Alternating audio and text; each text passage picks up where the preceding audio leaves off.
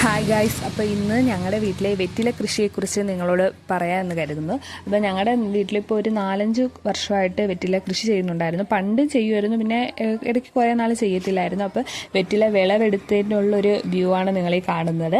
അപ്പോൾ ഇതെല്ലാം ഒന്ന് കഴുകി വൃത്തിയാക്കിയ വെറ്റിലകളാണ്. അപ്പോൾ ഇത് ഒരു അടുക്കിൽ 20 എണ്ണം എന്ന രീതിയിലാണ് അടുക്കുന്നത്. എന്നിട്ട് ഇത് 4 അടുക്ക് ചേർന്ന് ഒരു കെട്ടായിട്ടാണ് വിൽക്കുന്നത്.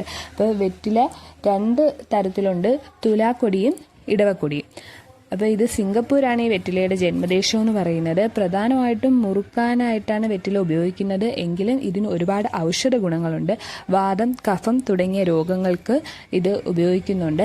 അതുപോലെ തന്നെ വായിലെ രോഗാണുക്കളെ നശിപ്പിക്കാനും വെറ്റിലയ്ക്ക് ശേഷിയുണ്ട് എന്നാണ് പറയപ്പെടുന്നത്.